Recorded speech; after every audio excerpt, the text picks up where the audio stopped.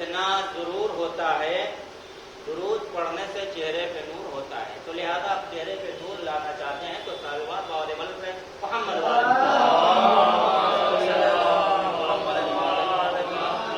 اللہ نے وہاں چونکہ اس سال ثواب کی منی سے رہا کچھ باتیں ہیں اور انشاءاللہ آپ کی رحمت تمام ہو چکا اپنے وقت مہینہ کو اختصار کو مد نظر رکھتے ہوئے تفصیل کو درگزر کرتے ہوئے حدیث معصومین نے ارشاد فرمایا کیا من ماتا علی حب آل محمد ماتا شہیدا.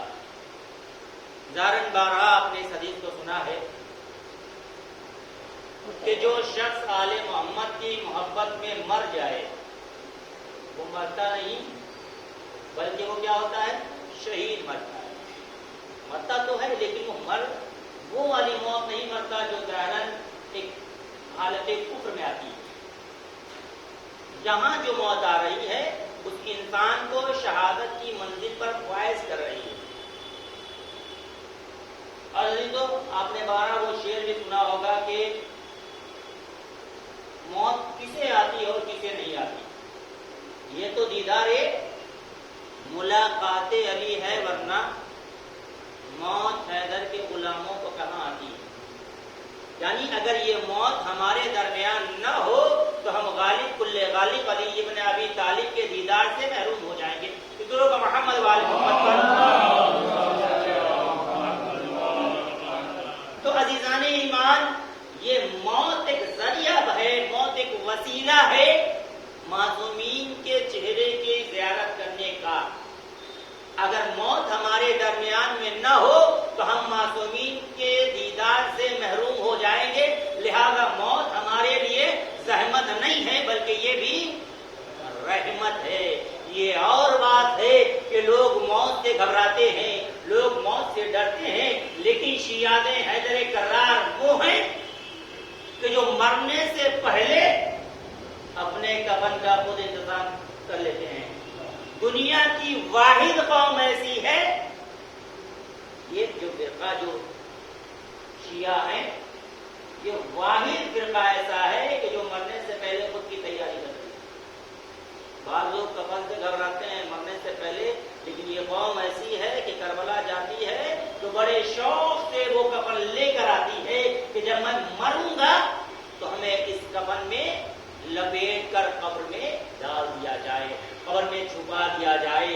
اور جب قبر میں اتارا جائے گا تو یاد رکھیے بعض مومنین بہت جلدی کرتے ہیں قبر سے واپس آنے میں. جب مردے کو جاتے ہیں وہ یہ نہ سمجھے کہ ہم نے مردے کو قبر تک لے جا کر مردے پہ احسان کر دیا.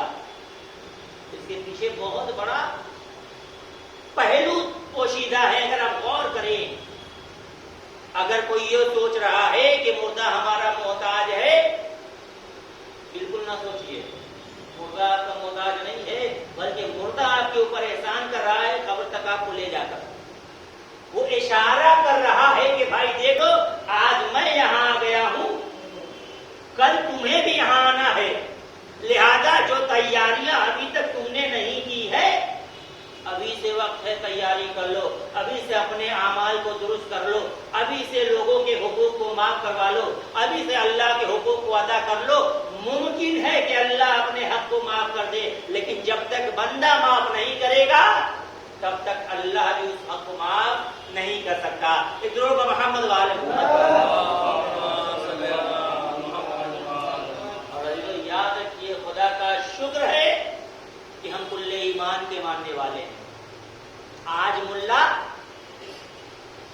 مسجد سے تبلیغی عنوان سے یہ کہتا ہوا دکھائی دے رہا ہے کیا النظافۃ من الایمان. بہت توجہ عزیزان ایمان، ایک پہلو ہے جس کی طرف میں آپ کو لے جانا چاہتا ہوں. کیا کہہ رہا ہے؟ النظافۃ من الایمان. صفائی کیا ہے؟ ایمان کا آدھا جز ہے. ملا نے بہت آسانی سے حدیث کے ایک ٹکڑے کو تو پڑھ دیا لیکن دوسرے ٹکڑے کو نہیں پڑھا. رسول نے کیا فرمایا؟ النظافۃ من الایمان. یقیناً صفائی کیا ہے؟ آدھا ایمان ہے. لیکن ذرا ملا کو غور تو کرنا چاہیے، جہاں آدھا ایمان کا تذکرہ کر رہا ہے کہ صفائی آدھا ایمان ہے، وہاں یہ کیوں نہیں کہتا کہ علی کل ایمان ہے؟ سلمان محمد والے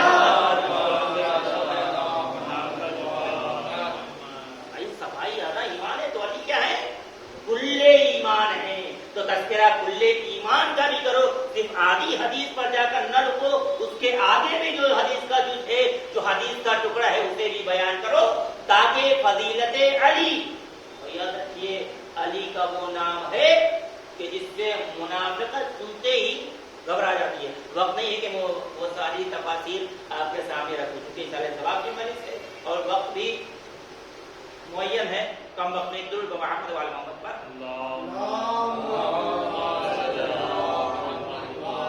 تو علی تو معصومین کا اعزاز گرامی کیا کہ من ماتا اللہ آل محمد ماتا شہیدہ، جو شخص آل محمد کی محبت میں مر جائے وہ شہید بنتا ہے، اور من ماتا اللہ آل محمد ماتا کافرہ، جو شخص آل محمد کے سے بغض رکھتے ہوئے دنیا سے رخصت ہو جائے وہ کیا مرتا ہے؟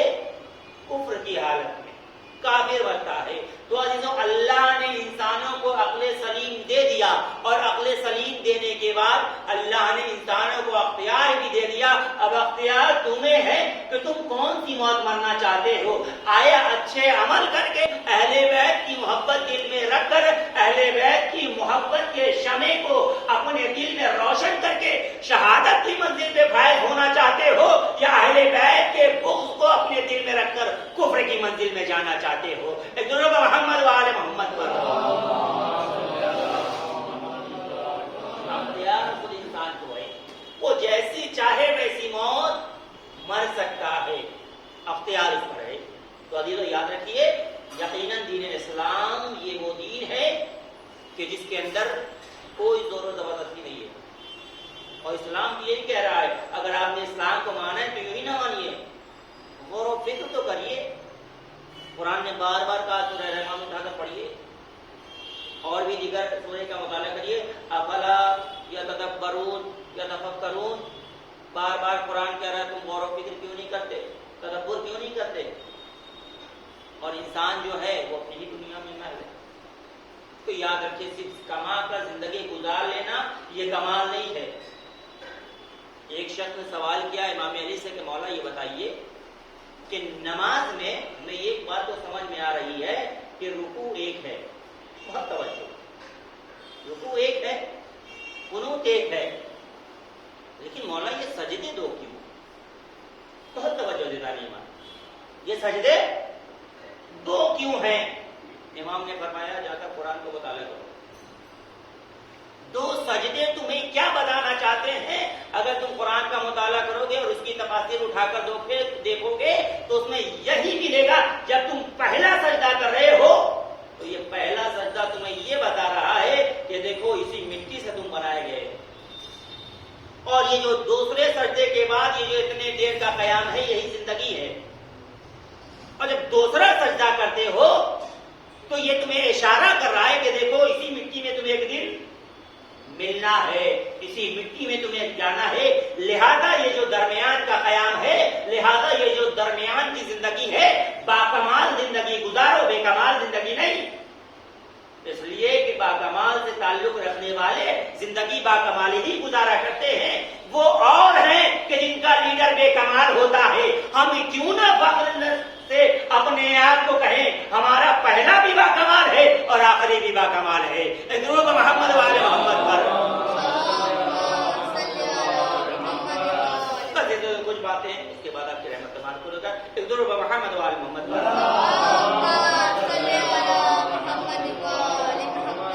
لہذا یہ انسان کو اختیار ہے کہ وہ کیسی موت مرنا چاہ رہا ہے۔ شہادت کا اپنا ہی مزہ ہے،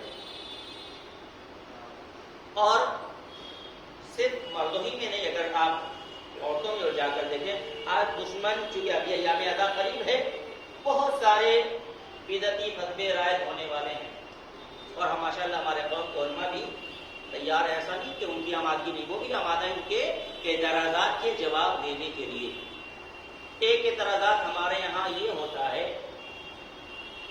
کہ مسلمانوں میں پردہ بہت زیادہ ہے، اور مخالفین نے کیا کہا، اس پردے کے مخالف نے کیا کہا کہ یہ جو پردہ ہے یہ خواتین کی زندگی کو محدود کر دیتا ہے۔ بہت توجہ، یہ ایک پہلو، اس کے بعد یہ صرف اپنے مسائل اور آپ کی رحمت تمام کر دوں گا۔ کیا کہتا ہے کہ یہ جو پردہ ہے یہ خواتین کی زندگی کو محدود کر دیتا ہے، انہیں باندھ دیتا ہے۔ عزیزو اگر آپ غور کریں یا قرآن مجید کا مطالعہ اٹھا کر پڑھ کریں گے تو آپ کو مل جائے گا کہ دنیا میں جتنی بھی نازک شے ہے اللہ نے ان کو پردے میں رکھا. جتنی بھی نازک شے ہیں، اب چاہے وہ پھل میں لے لیجئے یا اور بھی کسی چیز میں اٹھا کر دیکھ لیجیے، کیا کیا اللہ نے ان کو پردے میں رکھا ہے. اب سوال یہ پیدا ہوتا ہے کہ آئیے یہ پردہ کتنا اہمیت ہے. جو مخالفین پردہ ہیں، آئیے ہم خود ان کے گھر چلتے ہیں اور ان کے یہاں دیکھ لیتے ہیں آیا ان کے پردہ ہے کہ پردہ نہیں. بہت توجہ عزیزان ایمان، ایک سرسری نظر سے گزارنا ہے، انشاءاللہ آپ کی رحمت تمام.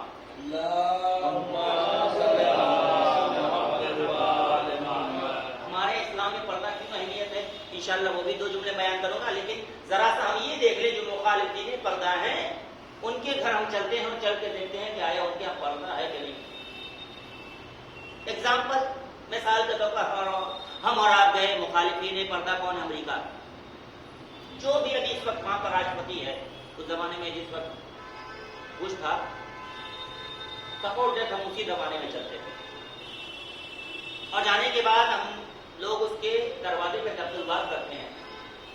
بہت توجہ دینا ایمان. جیسے دروازہ کھلا، جو بھی اپنا زمانے کے اعتبار سے ویلکم یا سلام یا دعا جو بھی ہم لوگوں نے گھر میں کیا. بہت توجہ. گھر میں جانے سے پہلے ہم نے کیا دیکھا کہ گھر کے آگے کیا لگا ہوا ہے؟ دروازے کے پاس پردہ. بہت توجہ. تو ہم گھر کے اندر گئے تو کھڑکیوں پہ نگاہ کی، کیا دیکھا؟ کھڑکیوں پہ بھی پردہ ہے. پھر ہم نے کیا دیکھا کہ سامنے وہ جو 52 انچ 54 انچ جو اسمارٹ ٹی وی جسے کہہ لیا جائے، اس کو بھی کسی چیز سے ڈھکی ہوئی. ہم نے پوچھا بھائی یہ بتاؤ تم نے ان ساری چیزوں کو کیوں ڈھک کر رکھا ہے؟ تو وہ ایک ہی جواب دے گا کہ جناب ہم نے اس چیزوں کو اس لیے رکھا ہے تاکہ باہری دھول جو ہے اسے گندا نہ کر سکے. اسلام میں خواتین کے یہاں پردہ اس لیے واجب قرار دیا ہے تاکہ جو باہری گرد و غبار ہے وہ ان کو نہ چھو سکے. اور یاد رکھیے ہمارے یہاں کی عورتیں یقیناً بہت قیمتی ہیں. میں چھوٹا سا ایگزامپل دیتا چلوں اپنے چھوٹے بھائی کے لیے تاکہ یہ بھی سمجھ جائے اور کبھی وقت آئے تو وہ جواب بھی دے دے اس چیز کا. مثال کے طور پر ہمارے یہاں خواتین کی کتنی اہمیت ہے. بہت توجہ دینے مان.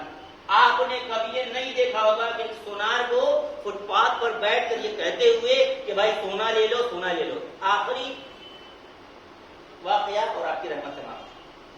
لیکن آپ جیسے ہی فٹ پاتھ پر جائیں گے تو ایک سبزی فروش کو یہ ضرور دیکھیں گے کہ بورا بچھائے ہوئے ہیں اور چلا رہا ہے 20 روپے کلو آلو 20 روپے کلو آلو 50 روپے کلو آلو. کہتا ہے کہ نہیں کہتا ہے؟ سونے والا کیوں نہیں کہتا؟ اگر آپ کو سونا لینا ہے تو فٹ پاتھ پہ نہیں جاتے. کیوں؟ اس لیے کہ سونا قیمتی ہے. اس کو لینا ہے تو آپ کو اس شاپ میں جانا پڑے گا اور آپ جیسے ہی شاپ میں جائیں گے تو کیا آپ کو یوں ہی سونا مل جائے گا؟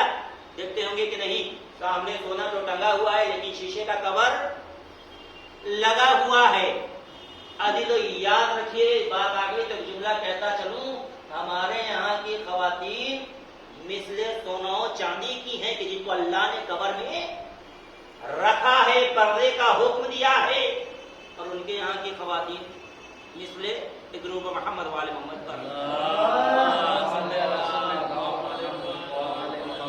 لیکن بہت افسوس کی بات ہے، یاد رکھیے معصومین کا فرمان ہے اگر مرد کی غیرت کو دیکھنا ہے تو خاتون کو دیکھ لیجیے. جتنا مرد غیرت دار ہوگا اتنا اس کی خاتون پردے دار ہوگی. لیکن بہت افسوس کی بات ہے کہ آج جہاں دیکھیے پردہ تو دکھائی دے جا رہا ہے. دروازے پہ پردہ، کھڑکی پہ پردہ، موبائل پہ کور کی صورت میں کیا ہے؟ پردہ. بھئی یہ جو گلاس اس کو اوپر لگا ہے کیا یہ موبائل کا ہی تو پردہ ہے؟ اس کے پیچھے جو کور لگا ہے یہ کیا ہے؟ یہ موبائل کا ہی پردہ ہے. ٹی وی کے اوپر پردہ ہے. لیکن بہت افسوس کی بات ہے کہ یہ جو اتنی ساری چیزیں جن کی قیمت محدود ہے ان پہ پردہ تو ہو سکتا ہے، لیکن اللہ نے جو زوجہ بیٹی کی صورت میں خاتون دی ہے اس کے اوپر پردہ نہیں ہو سکتا. ادھر محمد وال محمد پردے کے اسلام میں بہت اہمیت ہے. وقت نہیں ہے کہ میں پوری تیسرے آپ کے سامنے عظمت پردہ بیان کروں گا اور یہیں سے ربط مسائل یاد رکھیے کہ بے پردگی سے کرتی ہیں جو اپنی نمائش، بے پردگی سے کرتی ہیں جو اپنی نمائش، کچھ ہو نہ ہو دشمن زینب ضرور ہیں، کچھ ہو نہ ہو وہ دشمن زینب ضرور ہیں۔ لہذا ہماری قوم کی خواتین کی بھی ذمہ داری ہے کہ اگر وہ خود کو کنیزان سیدہ کہہ رہی ہیں تو کم از کم ایام ادا آ رہا ہے، مجلسوں میں جانے سے پہلے خود کو پردے دار بنا لیں۔ اس لیے کہ ارباب ادب تاریخ یہی بتاتی ہے کہ جہاں کہیں بھی فرش غم بچھتا ہے، کوئی آئے نہ آئے تین بیوی ضرور اس فرش پر آ جاتی ہے۔ پہلی بیوی کا نام زینب ہے، دوسری بیوی کا نام فاطمہ ہے اور تیسری بیوی کا نام سکینہ ہے۔